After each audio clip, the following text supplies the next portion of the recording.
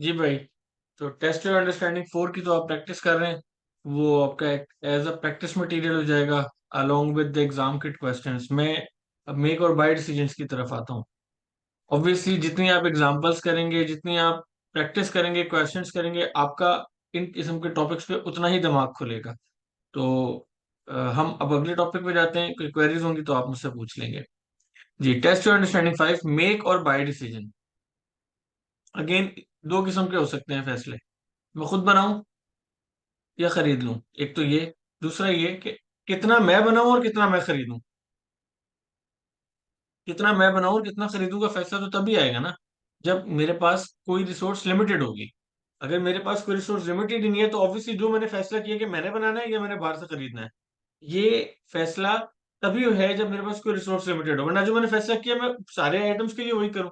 फिर मैं ये थोड़ी करूंगा कि 100 पीस मैं खुद बनाऊं और 200 पीस में बाजार से खरीद लूं। तो बुनियादी तौर पे इन हम मेक और बाय डिसीजंस को इन दो हिस्सों में तोड़ देते हैं, जहां कोई लिमिटिंग फैक्टर होता है, जहां कोई लिमिटिंग फैक्टर नहीं होता। तो अब हम सवाल को कैसे सॉल्व करते हैं? अगेन, ये जो रेलेवेंट कॉस्टिंग वाले सवालात होते हैं, these are more of a brain using question. हमें दिमाग से, कॉमन सेंस से सोचना पड़ता है। और क्वेश्चन सॉल्व करते करते हमारा दिमाग भी तेज हो जाता है। जितना दिमाग को इस्तेमाल करेंगे उतना तेज होगा। तो इसलिए हम इसके क्वेश्चन पे जाते हैं, so हमें इससे रिलेटेड कंसेप्ट भी समझ आ जाएंगे। Question understanding 5. Make versus buy. KRS company is considering whether to administer its own purchase ledger or to use an external accounting service. It has obtained the following cost estimates for each option. या वो कह रहे हैं कि जी हम खुद कर लेते हैं या करवा लेते हैं। तो अगर खुद करें तो क्या खर्चा है, क्या करवाएं तो क्या खर्चा है? जो खर्चा कम होगा हमें वही ऑप्ट करना चाहिए। अच्छा जी, क्या कहते हैं जी? परचेज हार्डवेयर सॉफ्टवेयर, ये 320 पर एनम पड़ेगा हमें। अच्छा। और हार्डवेयर मेंटेनेंस 750 की, अकाउंटिंग स्टेशनरी हमें पड़ रही है 500 की, और part time clerk, account clerk हमें 6,000 रुपये का पड़ रहा है। अच्छा।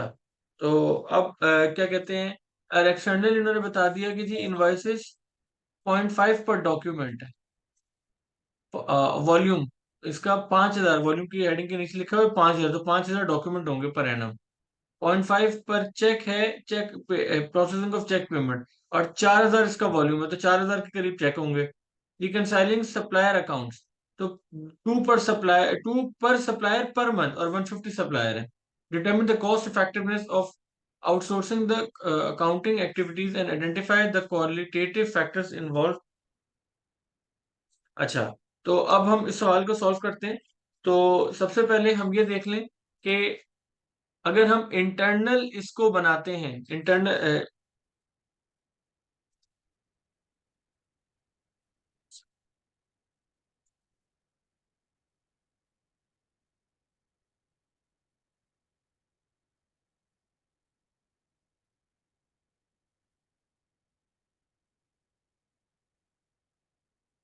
सर्विस कॉस्ट सबसे पहले हम देखें।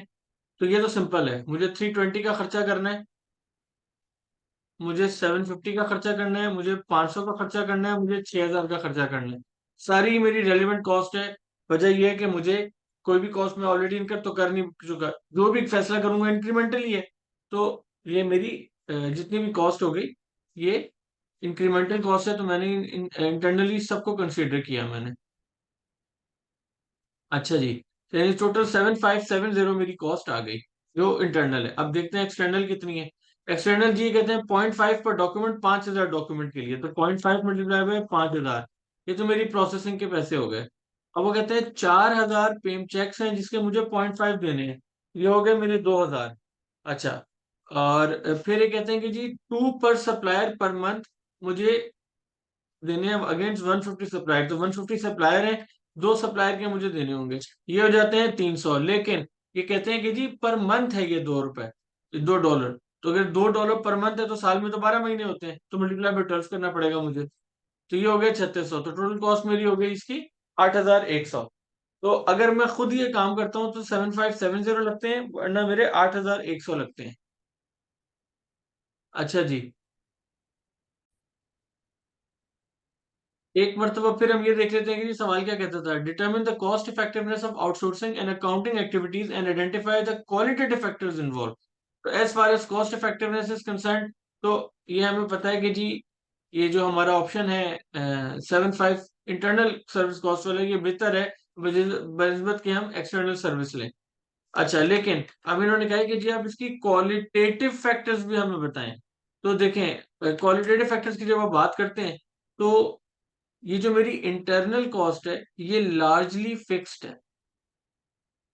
अगर मेरा कल को वॉल्यूम बढ़ जाता है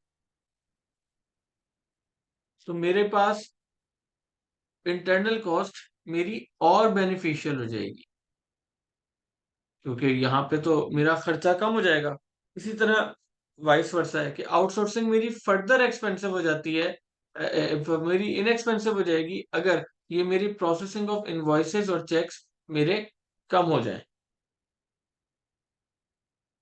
अच्छा, दूसरा ये कि जो मैं जब अपनी डेटा किसी आउटसोर्स को देता हूँ तो उसमें उस डेटा की सिक्योरिटी एट रिस्क आ सकती है, although there are agreements for confidentiality and so on, लेकिन स्टिल जब चीज गलती कहते हैं ना, जब जबान से निकली हुई बात पराई हो जाती है। इस तरह मेरे ऑफिस से निकली हुई इंफॉर्मेशन भी उसकी एक्सेस को कंट्रोल करना तो मुश्किल हो जाएगा ना, मुझे एडिशनल कंट्रोल्स लगाने पड़ेंगे। और तीसरा ये कि एरर्स के हिसाब से आप कह सकते हैं कि जी अगर मैं एक्सटर्नल सर्विस ले रहा हूँ तो मुझे रिस्पॉन्स टाइम हो सकता है थोड़ा डिलेड आए। अब ये मल्टीपल फैक्टर्स हैं जो आप खुद भी सोच सकते हैं।